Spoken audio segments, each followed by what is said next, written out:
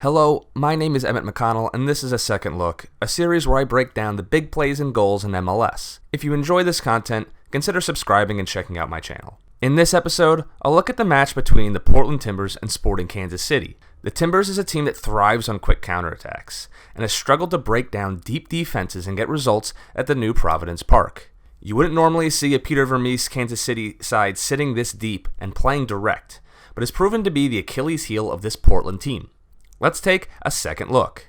First, we'll see how Sporting Kansas City set up. Last time these two teams met in the Western Conference Finals, Sporting averaged 55% possession over the two legs. In this match, they averaged just 40%. This is because Peter Vermes set up his side to sit deep and force Portland to break them down. Often you would see 10 men behind the ball in this 4-5-1 formation, all parked just outside the 18. An important factor in this strategy was not letting Portland playmakers like Diego Valeri get between the lines, and especially not allowing them to play in Zone 14. Side note, Zone 14 is the one zone on the pitch you'll constantly hear me reference, and it's this area just above the 18-yard box. Kansas City was quick to close down as soon as the ball bypassed the midfield. This meant that Sporting would then try to play on the break, utilizing the pace of Brian Fernandez and Eric Hurtado and try to steal a goal. Unlike the usual possession-based tactics Vermes leaned on in the past, his players were limited in the scope of their passing, often playing only 2 passes before creating a shot. I use the phrase steal a goal because that's often what it felt like in the Sporting attack. They needed to capitalize on plays like this to punish Portland, who were vulnerable. In the end, the goal is just as silly as the previous miss. Sporting have a slight spell of possession here, and Benny Feilhaber knows not to overplay in this situation and risk giving away a counter, so he just puts in a cross. It floats over the keeper's head and just to the back post. Simple, and Portland are now down 1-0 at home. This play, however, is more of what Sporting wanted in its attacks. Diego Chara tries a line-splitting pass into Zone 14 for Diego Valeri, and Ilie Sanchez reads it well, and not only prevents the Argentine playmaker from reaching the ball, but also initiates the counter. Gerso sprints inside left back Jorge Villafaña, and the break is on. Gerso carries it into the attacking third and plays the second pass in this attack into space for Hurtado.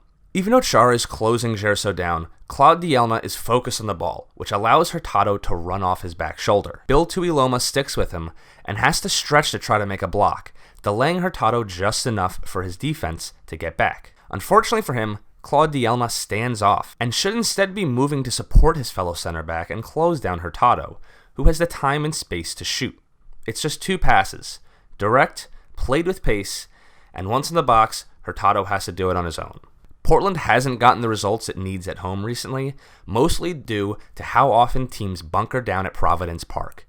Let's look at the handful of ways that Portland tried in this match to break down the defense. The first is playing between the lines. Sporting did a great job of preventing this strategy, and Diego Valeri struggled to get behind the defense and into Zone 14. The few times Portland did go between the lines, their attacking players didn't have enough time and space to find an open pass. This ended up leading to the second strategy, which was shooting from distance. The instances where there wasn't a block, the shot was either too weak or off target. When things get tight in the midfield, most teams end up trying to utilize space in the wide areas instead. And Portland, however, didn't go wide too often, and when they did, relied more heavily on cutting back to the inside to create a long-range shooting opportunity instead of a cross. This wasn't often the worst choice, as when Portland did cross, Sporting had the heightened numbers to deal with any dangerous ball. Another strategy Portland used to break down the deep defense is combination play. While it created space and opportunity on occasion for Portland, they generally struggled to get enough space to use these patterns of play, and they broke down before the defense could get beat. Against Atlanta in one of my previous videos, we saw Portland using combinations to great advantage against an Atlanta defense that gave them a little bit more space.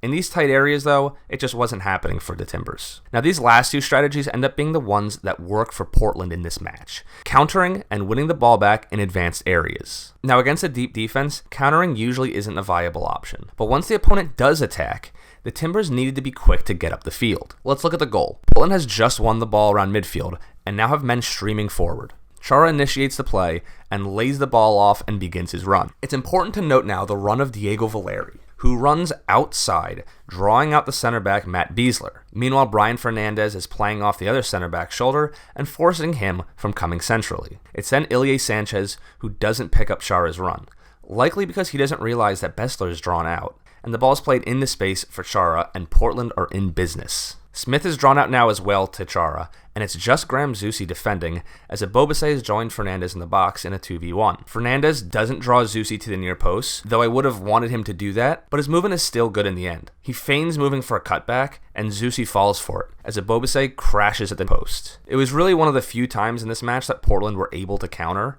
and they equalized late in the game. Now let's look at the last strategy of counter-pressing and winning the ball high up the pitch. Teams like LAFC and the Philadelphia Union do this really well, and it can often be an easier way to create the space to break down a stubborn defense. The Portland winner starts with them launching the ball up the field and winning the second ball. Substitute Thomas Konechny recovers it, and has time to make a play just outside the box. Valeri makes a good inside-out run again to draw Smith with him, and Konechny makes the pass and continues his run. It's important to note now that Matt Besler is the only defender in front of goal, and is afraid to leave his position either for the near post run of Konechny or the two lingering threats at the back post. Luis Martins, the left back, now has to cover two men back there, and Brian Fernandez is able to get inside of him. Valeri is actually well defended by Smith, who doesn't dive in and stays tight to his mark. Valeri makes a move to create just enough space to get his cross off. Tim Melia, meanwhile, is stationed on his near post, and should probably have shifted a few steps back, as there's no way he can be beat from here. Being this far forward, he's unable to get to the back post for the cross,